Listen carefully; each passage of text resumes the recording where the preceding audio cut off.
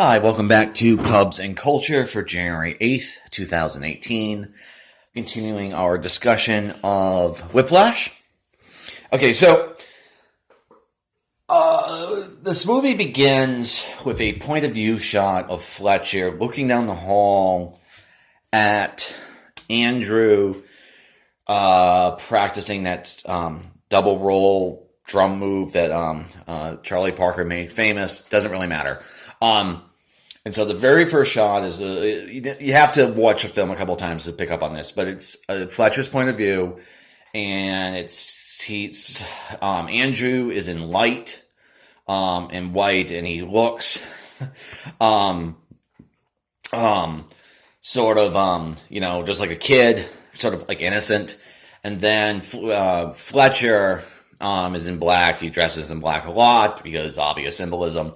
Anyway, so the first scene, which is sort of the initiating event or inciting incident, however you want to say it, is Fletcher testing out Andrew on this drum technique called double time swing. And here's the thing: this is one of the reasons why this is one of my favorite films. The scene comes across as Fletcher not only testing Andrew in terms of his musical prowess, but also sort of just like his will and innate intelligence.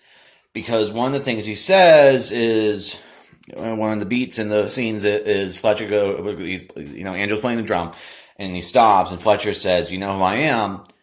And Andrew says yes, and Fletcher says, well, why did you then stop playing, as a question? And Andrew starts playing again, then he gets mad at him because he didn't actually answer the question. Okay, so it's that sort of psychological mind game of testing of the wills.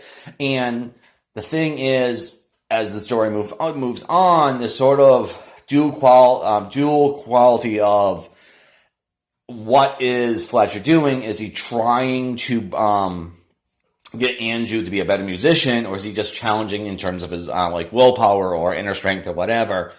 So that's what's from Fletcher's perspective. And then from Andrew's perspective, you kind of get the sense in the first scene that it's not just about making the studio band; it's specifically about getting approval from Fletcher.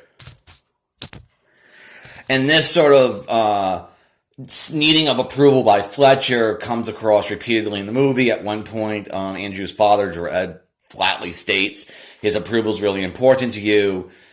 All of the sort of song competitions or times in which Andrew is playing, the audience that he's playing for either doesn't exist, because most of the musical sequences are actually for the competitions, the audience is the other competitors, so there's no real audience. And then at the end, when they are playing for Carnegie Hall, the audience is barely shown. This was because of budget, but it was also but it comes across as if what Andrew is interested in is not anybody else's sort of approval other than Fletcher. And so at the end, when he has that great drum solo and he does well, what the last sort of shot you see about Fletcher is only his eyes, and you can tell he's smiling, and it comes across either Andrew finally won his approval, or Andrew finally was great like Charlie Parker. And this sort of deep ambiguity is what I want to talk about in this section, because there's a way of looking at Whiplash about whether or not is it primarily about Andrew and Fletcher desiring greatness in being musicians, or is it something about their sort of personalities or need to be locked into this epic battle of wills. And so in a lot of ways, the movie actually comes across, and this isn't just me, other people have pointed this out, in the commentary track, not that authorial intent matters much today.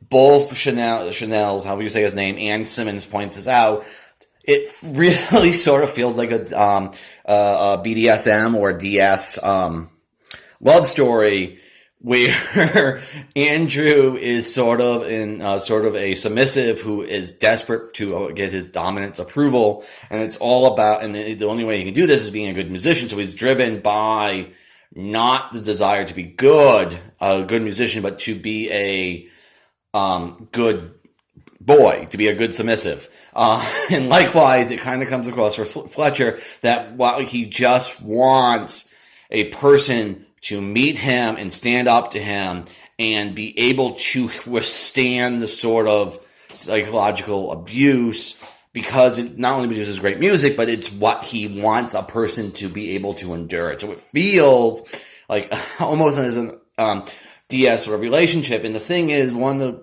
things that's kind of for sort of like character contradiction is, because obviously this makes the movie homoerotic, is Fletcher often insults by using gendered or sexualized terms. I don't even know how many times he calls Andrew faggot at least 3 times in the course of the movie. So, and then it's also weirdly structured like a love story, like the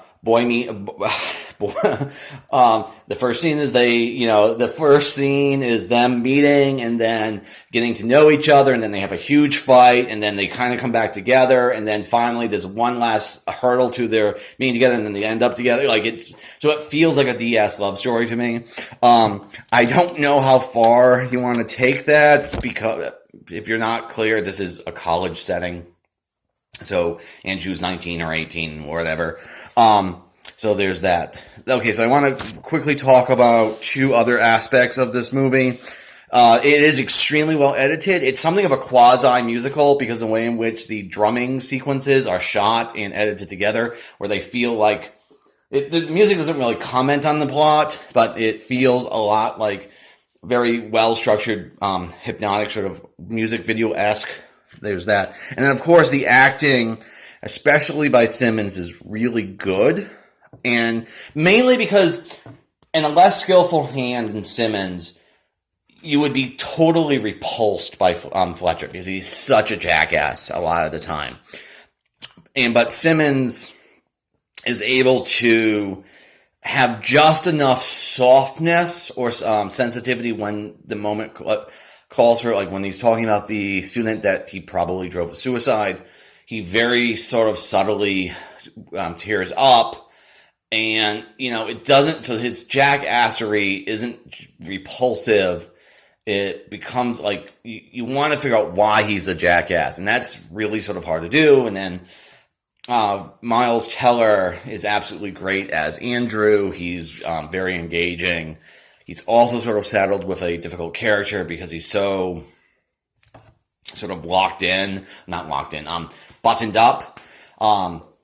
So there's that. So maybe I go a little bit further than most people with the DS love story thing, but it totally feels like one. I think it's a great maturation story in either case. So this has been Cubs and Culture for 2018, January 8th. Tomorrow I'm going to be talking about, I don't know, for baseball, probably pitching or a relationship about statistics to how we actually observed the game. Okay, so that's my spiel. Hope people enjoyed it. See you tomorrow.